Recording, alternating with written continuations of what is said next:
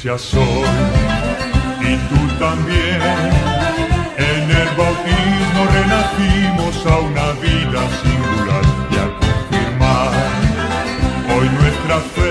Tengan ustedes un día lleno de las bendiciones de Dios nuestro Señor, que con su presencia bendiga sus hogares, bendiga su actividad en el día de hoy. Les habla su pastor y amigo Monseñor José Clavijo Méndez, obispo de Sincelejo. Este es su programa Palabras del Pastor, que se emite todos los días por su emisora Radio Piragua, la emisora diocesana de Sucre, con horarios de 5 de la mañana, 11 de la mañana y 6 de la tarde. Pueden encontrarlos también en la página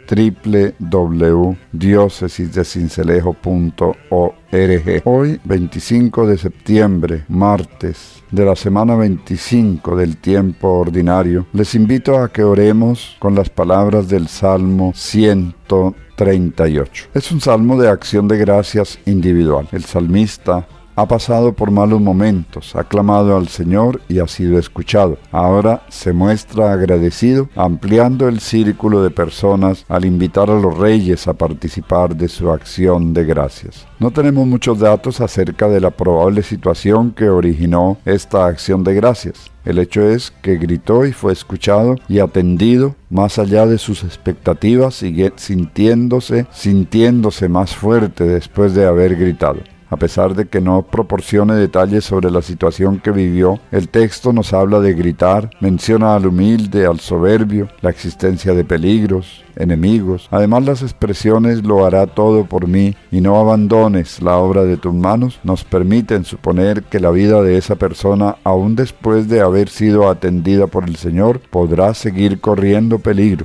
lo que indica que sigue viviendo en una sociedad llena de tensiones y de conflictos, en la que los intereses y objetivos de los distintos individuos no siempre son los mismos. Parece que podemos identificar al salmista entre el grupo de los humildes. Recemos este salmo dando gracias con el cuerpo y con todo el ser. Orando con él, invitamos a otras personas a participar de nuestra acción de gracias. También cuando queremos celebrar la intervención liberadora de Dios en nuestro camino personal y comunitario.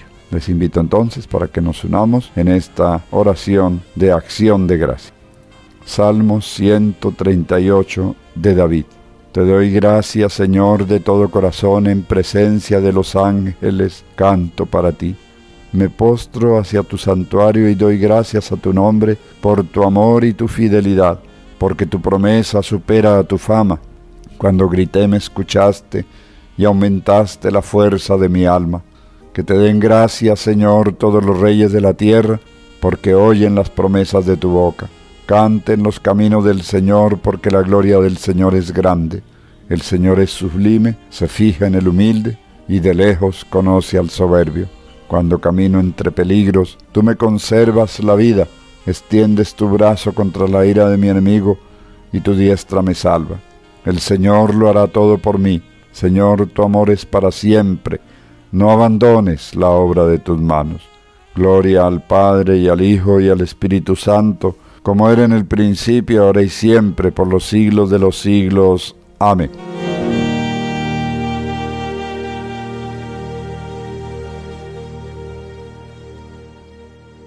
Entre más fortalecida esté la comunidad por dentro, con aquellas características que el Papa insinuaba y que entresacábamos en el programa anterior, más posibilidades de llevar adelante la misión, la salida misionera, que es la proyección hacia afuera de la comunidad. La comunidad no está hecha para contemplarse a sí misma, para autoabastecerse en la autocontemplación que llama el Santo Padre autorreferencialidad. La comunidad es fundamentalmente una misión hacia afuera, está hecha en virtud de la salida misionera. Vamos hoy a escuchar todo lo que el Santo Padre nos dijo acerca de esta necesidad de la salida misionera y cómo tiene que ser la comunidad que tiene pasión por la misión, pasión por la evangelización. Les invito a que escuchemos atentamente al Santo Padre en sus diversas intervenciones. Esta comunidad no vive para sí misma, no es un fin en sí misma. Ella no se reúne para sí misma ni para provecho de sí misma, sino en función de la misión que el Señor le ha puesto a la Iglesia. De modo que en la medida que se consolida, va adquiriendo conciencia evangelizadora y va actuando conforme a esta conciencia. Por eso la segunda parte de estos temas pues será ya en la medida que la comunidad adquiere conciencia cómo se va involucrando en la transformación de la realidad social, política, económica de nuestro país. Siempre es bueno tener a la vista toda esta totalidad de la propuesta para no perdernos. Vamos a ver entonces lo que el Papa nos ha indicado a propósito de fortalecernos y de crecer como comunidad evangelizada y evangelizadora, comunidad que anuncia el Evangelio. Esta es la primera tarea que el Señor entregó a la Iglesia y estamos absolutamente convencidos de que esa tarea dará la mejor contribución que la Iglesia puede dar a la paz y a la reconstrucción de nuestro país a todos los niveles. Por eso nosotros no podemos distraernos de la evangelización por hacer otras cosas, por interesantes que sean. La evangelización es la razón de ser de la Iglesia, para eso la dejó el Señor. Y es bueno que tengamos en cuenta esto. Pero se requiere pasión por evangelizar. Y esta pasión no se da sino en la medida en que la comunidad crece, se robustece y entiende que la misión que le dejó el Señor fue fundamentalmente evangelizar. A este propósito nos dijo el Santo Padre lo siguiente. Todo esto lo quisiera resumir en una frase que les dejo como síntesis y recuerdo de este encuentro. Si queremos servir desde el CELAM a nuestra América Latina, lo tenemos que hacer con pasión. Hoy hace falta pasión. Poner el corazón en todo lo que hagamos. Pasión de joven enamorado y de anciano sabio. Pasión que transforma las ideas en utopías viables. Pasión en el trabajo de nuestras manos. Pasión que nos convierte en continuos peregrinos en nuestras iglesias, como, permítanme recordarlo, Santo Toribio de Mogrovejo, que no se instaló en su sede. De 24 años de episcopado, 18 lo pasó entre los pueblos de su diócesis. Hermanos, por favor les pido pasión evangelizadora. También nos indicó el Santo Padre que para sentir esta pasión, para dejarnos envolver por esta pasión, tenemos que aprender de Jesús. Escuchemos igualmente este momento en que el Papa nos invita a aprender de Jesús el arte de la evangelización. Para hablar a esta alma que es profunda, para hablar a la Latinoamérica profunda, a la Iglesia no le queda otro camino que aprender continuamente de Jesús.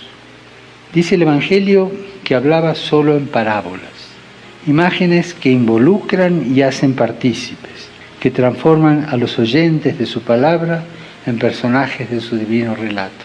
El santo pueblo fiel de Dios en América Latina no comprende otro lenguaje sobre él. Estamos invitados a salir en misión, no con conceptos fríos que se contentan con lo posible, sino con imágenes que continuamente multiplican y despliegan sus fuerzas en el corazón del hombre, transformándolo en grano sembrado en tierra buena, en levadura que incrementa su capacidad de hacer pan de la masa, en semilla que esconde la potencia del árbol fecundo. Mucho se ha hablado sobre la Iglesia en estado permanente de misión. Salir con Jesús es la condición para tal realidad. Salir, sí, pero con Jesús. El Evangelio habla de Jesús que, habiendo salido del Padre, recorre con los suyos los campos y los poblados de Galilea. No se trata de un recorrido inútil del Señor. Mientras camina, encuentra. Cuando encuentra, se acerca. Cuando se acerca, habla. Cuando habla, toca con su poder. Cuando toca, cura y salva. Llevar al Padre a cuanto se encuentra es la meta de su permanente salir, sobre el cual debemos reflexionar continuamente y hacer un examen de conciencia. La Iglesia debe reapropiarse de los verbos que el Verbo de Dios conjuga en su divina misión. Salir para encontrar, sin pasar de largo. Reclinarse sin desidia, tocar sin miedo. Se trata de que se metan día a día en el trabajo de campo, allí donde vive el pueblo de Dios que les ha sido confiado. No nos es lícito dejarnos paralizar por el aire acondicionado de las oficinas, por las estadísticas y las estrategias abstractas. En este aprendizaje de lo que hizo Jesús y de cómo lo enseñó a los discípulos, nosotros tenemos todo el procedimiento, todas las figuras para en nuestro tiempo, no es el de Jesús, pero es el nuestro, continuar la obra que el Señor nos dejó, poder echar nosotros también las redes de la evangelización. Las redes son este símbolo del pescador que tira su atarraya, su red en el mar, y en ella se enredan y van saliendo los peces. Nos evoca esta figura muchas de las escenas de los evangelios, especialmente aquella de la pesca milagrosa, en la que Jesús, sin ser pescador, les da una lección de pesca a los pescadores y les invita a remar mar adentro y echar las redes para pescar. Esa invitación sigue siendo también para nosotros en este tiempo.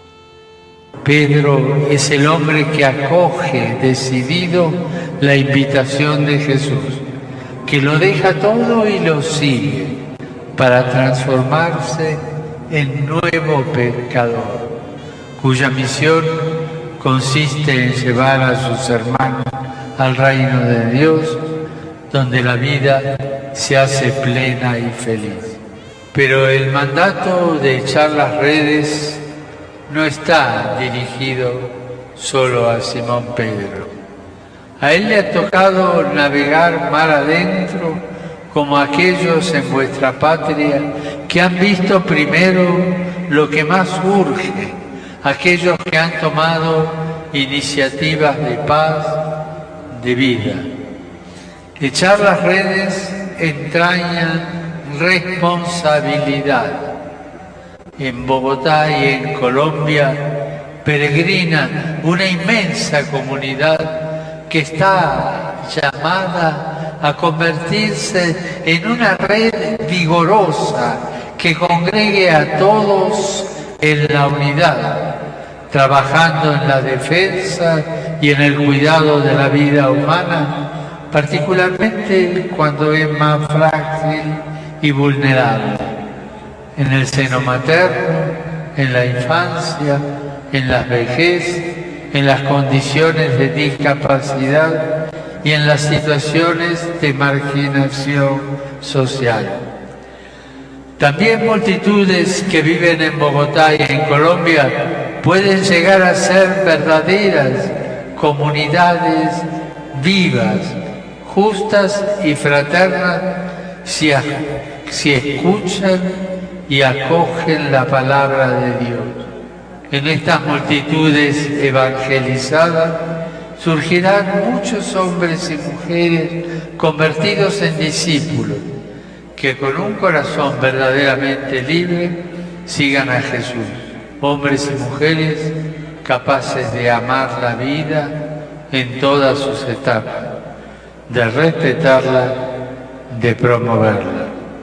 Y como los apóstoles, hace falta llamarnos unos a los otros, hacernos señas como los pescadores, volver a considerarnos hermanos, compañeros de camino, socios de esta empresa común que es la patria.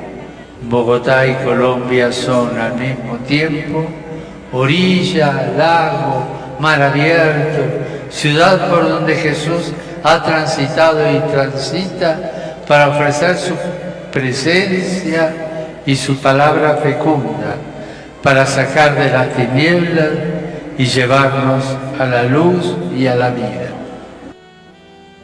Y esta invitación dirigida por el Santo Padre a través de los obispos de Colombia, a quienes nos reunió y nos exhortó a echar nosotros primeramente las redes, también nos invitaba a tener en cuenta al hombre concreto que hay en Colombia, no a una teoría sobre el hombre, sino a ese hombre concreto con sus circunstancias, con su cultura, con su manera de ver la vida, con su manera de entenderla. A Él es al que tiene que dirigirse nuestra evangelización. Por eso, de nada valdrán planes hechos en escritorio por técnicos y por ingenieros en la ciencia evangelizadora si no tenemos en cuenta las aspiraciones, los anhelos, los sueños y también toda la vida problemática, familiar, activa, las aspiraciones, las limitaciones de este hombre concreto que habita en nuestro país y en cada una de sus regiones. Escuchemos al Santo Padre.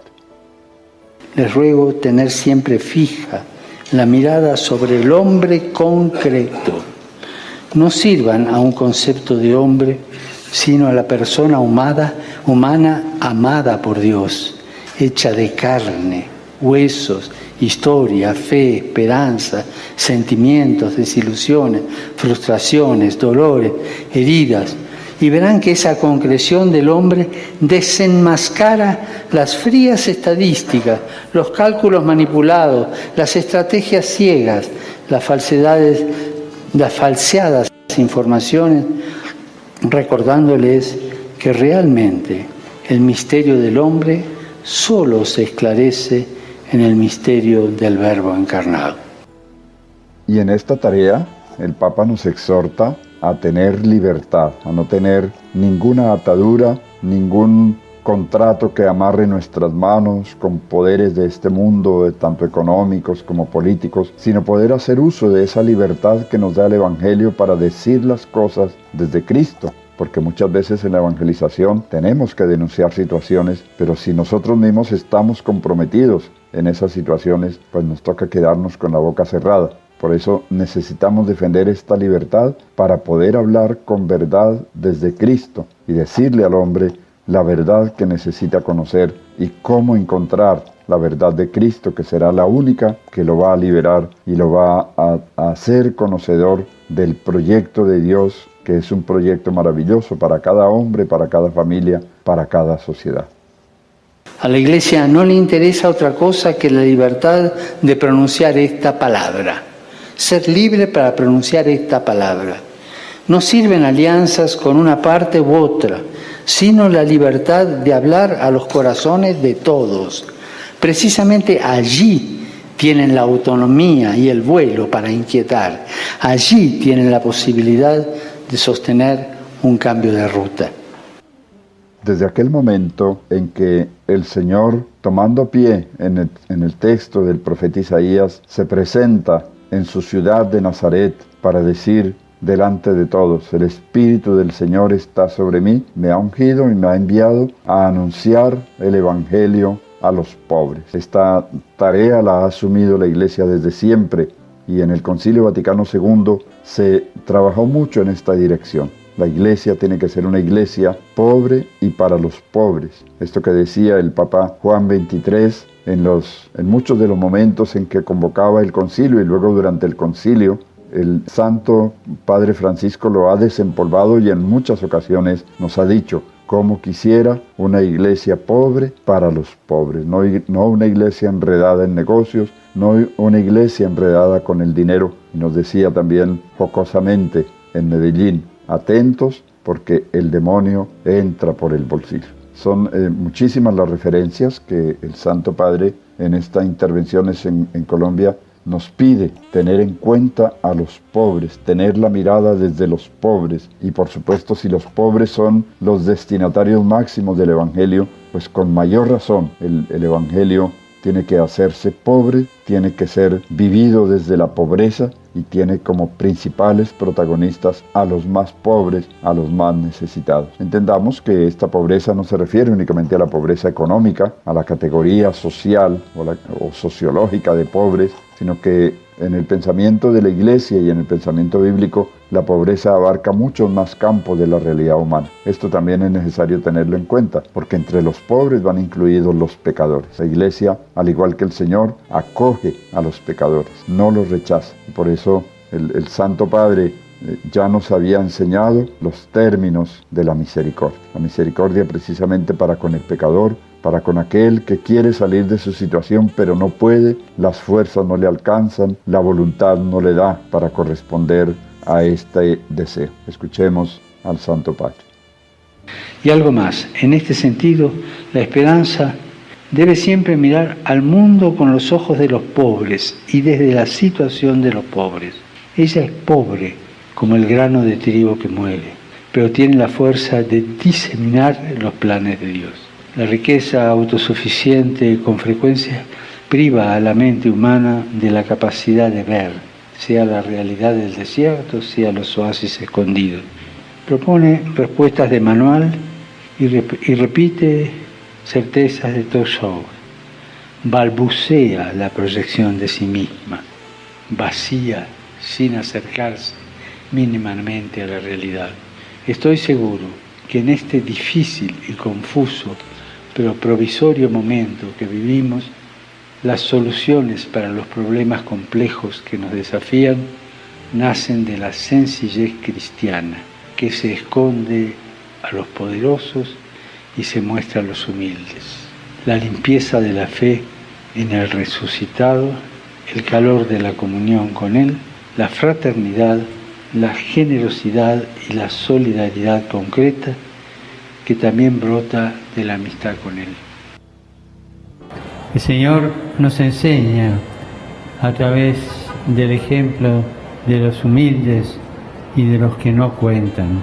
Si a María Ramos, una mujer sencilla, le concedió la gracia de acoger la imagen de la Virgen en la pobreza de esa tela rota, a Isabel, una mujer indígena, y a su hijo Miguel, les dio la capacidad de ser los primeros en ver transformada y renovada esa tela de la Virgen. Ellos fueron los primeros en mirar con ojos sencillos ese trozo de paño totalmente nuevo y ver en este el resplandor de la luz divina que transforma y hace nuevas todas las cosas. Son los pobres, los humildes, los que contemplan la presencia de Dios, a quienes se revela el misterio del amor de Dios con mayor nitidez. Ellos, pobres y sencillos, fueron los primeros en ver a la Virgen de Chiquinquirá y se convirtieron en sus misioneros, anunciadores de la belleza y santidad de la Virgen. María de Chiquinquirá y Pedro Claver nos invitan a trabajar por la dignidad de todos nuestros hermanos, en especial por los pobres y descartados de la sociedad, por aquellos que son abandonados, por los emigrantes, por los que sufren la violencia y la trata. Todos ellos tienen su dignidad y son imagen viva de Dios.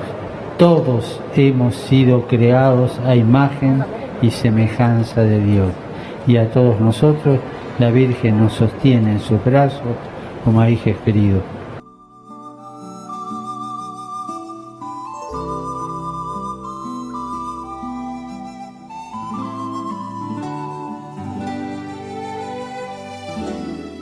Bueno, hemos llegado hoy también al final de nuestro programa, esperando que con estas orientaciones del Santo Padre podamos animarnos todavía mucho más con una mayor conciencia de que hemos sido bautizados y nos hemos integrado a una comunidad para la misión. La misión consiste en llevar esa paternidad de Dios a aquellos que viven todavía en el miedo a Dios, a ese Dios huraño, a ese Dios lejano que nos han transmitido a veces en la formación religiosa que hemos tenido, y pasar, gracias a Jesucristo, a la conciencia de un Dios que es Padre, que es bondadoso, que es misericordioso. A ese Padre les invito a que nos dirijamos en nuestra oración.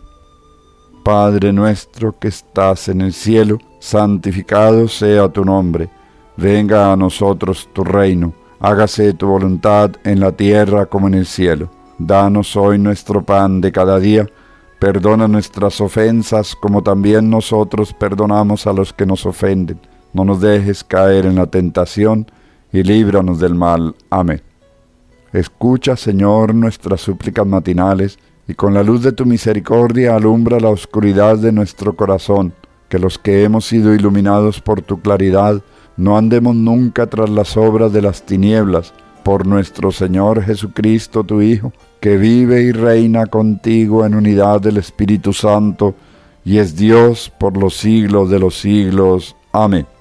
Muchísimas gracias, hermanos y hermanas, por acompañarnos unos a otros en este seguimiento de su programa palabras del pastor. Les esperamos para nuestro próximo programa seguir profundizando en las palabras que nos dejó el Santo Padre para reconstruir nuestro país.